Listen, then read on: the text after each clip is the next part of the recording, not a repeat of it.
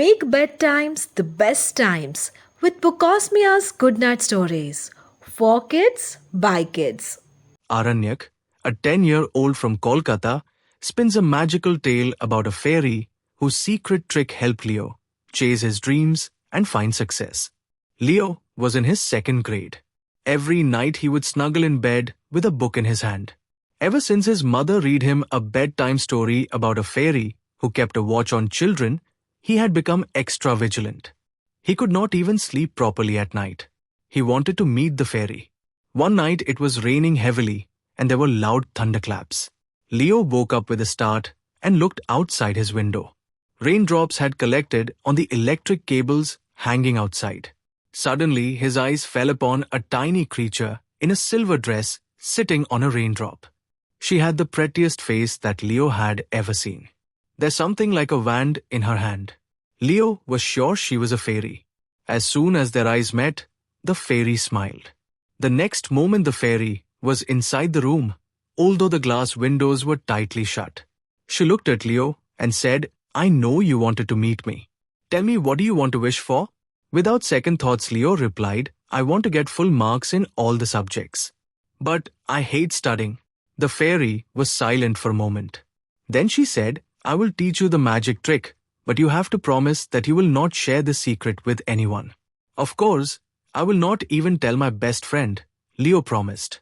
"Now listen to me carefully. If you read your lessons 10 times each and practice 50 sums every day, then the magic will work." Saying this, the fairy touched Leo's head with her hand and disappeared. This was not what Leo had desired. He wanted to get full marks without studying, but he dared not disobey the fairy.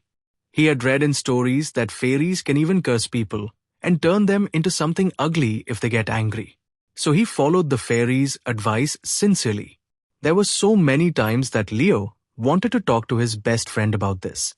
But he was scared that if broke his promise, the magic would not work. The fairy also came to check on him from time to time. At the end of the session, when the results of the final term were declared, Leo was over the moon. He topped his class and got the first prize. His parents were very happy and they threw a grand party to celebrate their son's success. They arranged for all the food that Leo and his friends loved. Leo took a plate and filled it with food and kept it on the balcony for the fairy. He just wished the fairy would come. He wanted to thank her personally.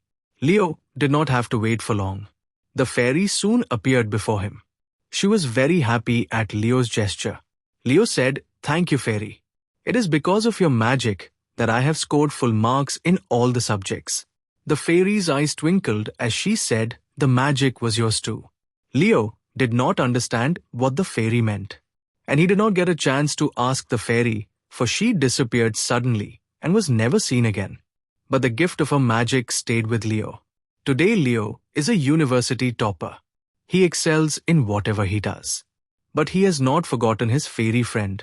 For every success he achieves, he writes a thank you note and sticks it on his window at night. And every time the note just disappears overnight. Thank you